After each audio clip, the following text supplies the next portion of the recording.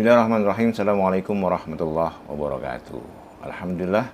Wassalatu wassalamu ala rasulillah wa ala alihi wa sahbihi wa mawalah amma ba'd. Rabbi syrah li sadri wa yassir li amri wahlul 'uqdatam min lisani yafqahu qawli. Amma ba'd.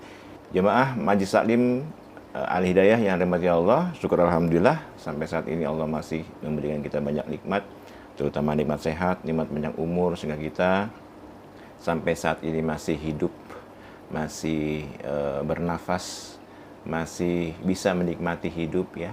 Ini harus kita syukuri. Semoga Allah SWT senantiasa memberikan taufik dan hidayahnya kepada kita semua, dan senantiasa pula memberikan kita nikmat sehat sehingga kita dapat maksimal menjalankan segala perintahnya dan maksimal pula menjauhi segala larangannya.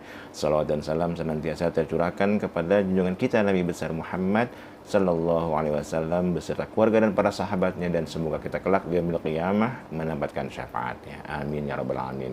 Baik ibu-ibu jemaah Majlis Taklim Hidayah, karena hari ini hujan, sore ini hujan lebat sekali, jadi kita tidak bisa pengajian secara offline sambil mengisi waktu.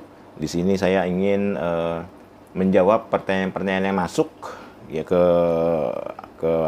akun saya, ke nomor saya. Jadi mungkin materinya nanti saat offline saja, tapi ini saya ingin membahas atau menjawab pertanyaan-pertanyaan yang masuk agar tidak terlalu lama menunggu. Yang pertama, pertanyaan dari ibu siapa ini ya? Pak Ustadz mau nanya, seringkali kalau marah dan mangkel rasanya kayak orang bingung aku Ustadz. Kayak di kepala itu penuh dan mau mencaci orang rasanya. Itu kenapa ya Ustadz? Nah ya. Ya jadi ibu-ibu sekalian, marah itu manusiawi. Ya, setiap orang itu pasti punya marah. Bahkan para nabi pun bisa marah gitu ya. Nabi Musa misalnya pernah marah kepada umatnya. Tapi orang yang beriman adalah orang yang bisa mengontrol amarahnya. Jadi jangan kita bahkan ya, kalau kita lihat ayat Al-Qur'an itu, orang yang bertakwa itu atau orang yang beriman itu bukan mereka yang tidak bisa marah. Orang yang bertakwa, yang beriman adalah mereka yang wal kaziminal ghaiz, ayatnya itu ya. Ciri orang yang bertakwa dan beriman itu adalah mereka yang dapat mengontrol amarahnya. Jadi dia tidak mengumbar amarahnya itu kepada orang lain dengan serampangan, tapi dia bisa mengontrol kapan dia harus marah, kapan dia harus menahan gitu. Nah, orang yang beriman itu adalah yang dapat mengontrol amarahnya, tidak meledak-meledak sehingga amarahnya itu dapat melukai orang lain. Dan biasanya sifat marah itu yang lebih rugi itu adalah ya dirinya sendiri gitu. Jadi kalau dia misalnya di kepala bingung ini ya, seperti kepala ini penuh rasanya ingin mencaci, ya apa yang harus dilakukan? Yang pertama kata Nabi, kalau engkau sedang marah, yang pertama apa? Berwudu lah. Berwudu. Kenapa? Karena marah itu dari setan, dan setan itu terbuat dari api. Api akan padam dengan air ya. Berwudu. Kalau setelah berwudu masih mangkel, masih marah saja, sholat 2 rakaat. Sholat 2 rakaat ya. Sholat apa namanya? Sholat mutlak namanya ya. 2 rakaat. Kemudian masih marah juga ya, kalau engkau berdiri, duduk. Kalau berduduk, berbaring ya, tidur gitu ya. Terus banyakin ta'awuz dan istighfar pada Allah. Dengan begitu insya Allah amarah kita akan reda ya. Itulah ciri orang-orang yang bertakwa, yang bisa menahan amarahnya sehingga tidak merugikan dirinya juga merugikan orang lain ya. Itu yang pertanyaan pertama. Kemudian pertanyaan kedua, Pak Ustadz, gimana hukumnya kalau uang kas RT atau uang kas pengajian dipinjemin ke warga atau jemaah, karena daripada dia pinjam ke bank keliling yang jatuhnya riba, lebih baik kita pinjemin. Ya, ini dalam masalah pengelolaan uang kas ya. Di sini pertanyaannya, karena ini uang kas RT atau uang kas pengajian, maka kalau ada jamaah yang membutuhkan ya, maka boleh saja dipinjamkan asal bendaharanya ini tidak mengambil keputusan sendiri. Kan dalam apa RT atau dalam kas itu kan ada pengurus, ada ketuanya, sekretarisnya, bendaharanya, dan pengurus lainnya. Itu dikomunikasikan, didiskusikan, dan disepakati apakah boleh uang kas pengajian atau uang kas RT itu boleh dipinjamkan kepada anggotanya. Kalau keputusan pengurus itu boleh, ya silakan ya. Itu kalau uang kasnya itu berupa uang kas RT atau pengajian. Berbeda halnya dengan uang kas masjid atau uang kas musola atau uang kas yayasan. Nah, ini tidak boleh dipinjamkan kepada jamaah walaupun jamaah itu membutuhkan ya. Jadi hukumnya malah haram. Haram meminjamkan uang kas masjid ya atau uang infak musola itu untuk dipinjamkan ke orang lain. Tidak boleh ya.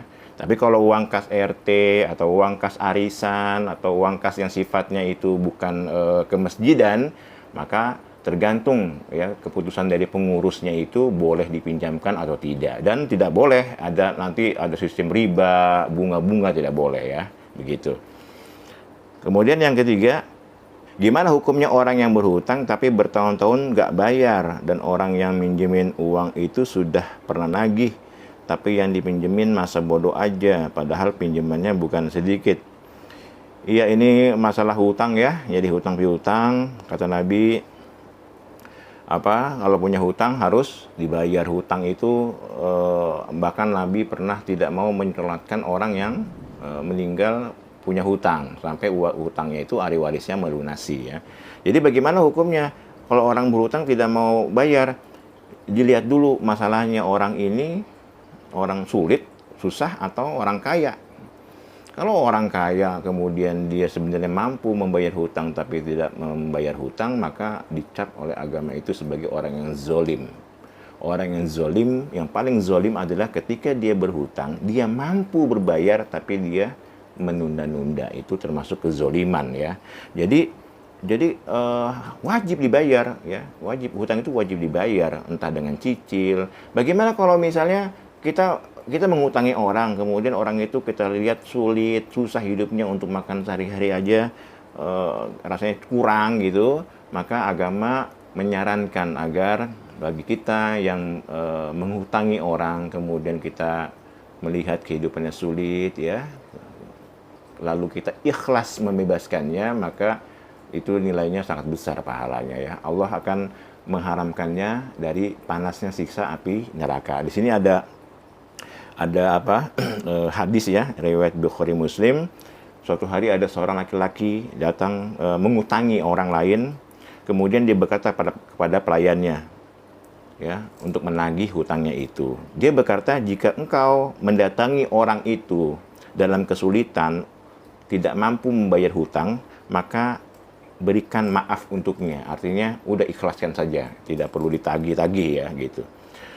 Kemudian mungkin saja Allah kelak akan memaafkan kita, kata dia. Maka kata Nabi, orang itu ketika berjumpa dengan Allah di akhirat, Allah memaafkan kesalahannya lantaran karena dia pernah membebaskan orang lain dari hutang itu ya. Jadi sebisa mungkin ya, hutang itu ditagih. Kalau memang kita lihat orang itu tidak mampu bayar, beri keringanan. Tapi berbeda dengan misalnya di masa bodoh saja, dia mampu untuk bayar tapi tidak mau melakukan hal niat baik untuk membayar. Nah, itu harus ditagih terus ya, seperti itu. Kemudian yang keempat, Pak Ustadz, saya ada peninggalan dari almarhum suami berupa 2 kendaraan. Yang satu jarang dipakai. Dulu Pak Ustadz waktu tausiah mengatakan kendaraan yang diam tetap harus dikeluarkan zakatnya. Saya setiap bulan terima pensiun almarhum kurang dari 2 juta, sedangkan itu tidak cukup untuk bayar sekolah anak dan keperluan lainnya. Jadi bagaimana ya Ustadz? Iya, jadi ini ada peninggalan harta dari suami berupa 2 kendaraan. Nah, ibu-ibu, kendaraan utama atau rumah utama itu tidak terkena zakat. Jadi misalnya ibu punya rumah itu tidak terkena zakat ya, yang dikeluarkan setiap tahun. Atau punya satu kendaraan utama itu tidak dikeluarkan zakatnya. Berbeda misalnya ibu punya 2 rumah, punya 2 mobil, kendaraan. Nah, maka satunya itu harus terkena zakat, dihitung berapa harga pasarannya, dikeluarkan zakat 2,5%. Nah, di sini kalau saya amati pertanyaannya, saya ada peninggalan almarhum suami. Berarti dua kendaraan mobil ini merupakan harta warisan dari si suami. Maka langkah yang paling baik adalah mobil itu, kendaraan itu harus dibagikan kepada ahli waris, gitu.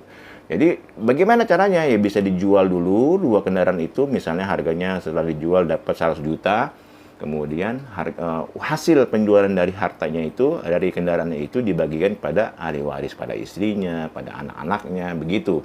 Jadi sehingga apa? Harta warisan itu langsung segera dibagikan kepada yang berhak menerimanya. Jangan disimpan aja, apalagi ini yang satu jarang dipakai, ya. Jadi rusak lama-lama. Dan harganya kendaraan itu makin lama makin turun harganya. Jadi sebaiknya dijual, kemudian dijual berapa, kemudian dihitung ya, untuk istri berapa, untuk anaknya berapa, sehingga harta warisan itu terbagi kepada ahli warisnya, gitu. Kemudian yang terakhir, Pak Ustadz, apa yang dimaksud dengan orang mukallaf, ya? Ya, orang mukallaf ini adalah orang Islam yang sudah akil baligh. Mukallaf itu artinya orang Islam yang sudah akil baligh, artinya dia sudah wajib melakukan perintah agama. Dia harus sholat. Kalau anak kecil, anak balita misalnya, ya jangan dipaksa juga untuk puasa, untuk sholat, karena dia memang belum wajib. Yang kita lakukan adalah melatih mereka untuk melakukan kewajiban-kewajiban agama, sehingga ketika dia sudah dewasa, sudah mukallaf, artinya dia sudah tidak kaget lagi. Nah, sholat dengan puasa ini berbeda ibadahnya. Kalau sholat mungkin ringan ya, makanya kalau masih kecil kita ajak ke masjid, kita ajak jamaah, itu dalam rangka pendidikan agar mereka terbiasa, sehingga ketika mukallaf dia sudah terbiasa. Berbeda dengan puasa itu karena ibadah fisik ya, dari pagi, dari terbit fajar sampai dengan terbenam matahari, maka jangan dipaksa anak kecil itu untuk berpuasa sehari full, sekuatnya saja. Kalau kuatnya sampai jam 10 ya 10. Kalau sampai zuhur ya, mengenalkan puasa sehingga ketika dia sudah wajib akil baligh ya, mukallaf, dia sudah terbiasa untuk melakukan ibadah. Jadi ini ibu-ibu sebenarnya masih ada ini ya pertanyaannya, tapi saya sampai sini dulu, nanti mungkin sisanya akan saya bahas pada kuliah subuh besok hari. Baik ibu-ibu, sampai sini kajian kita pada sore hari ini. Karena hujan, jadi saya hanya membahas tentang pertanyaan-pertanyaan yang masuk saja. Demikian, mari kita tutup taklim kita dengan membaca kafaratul majlis. Subhanakallahumma wa bihamdika, asyhadu an la ilaha illa anta, astaghfiruka wa atubu ilaik. Mohon maaf atas kekurangan. Assalamualaikum warahmatullahi wabarakatuh.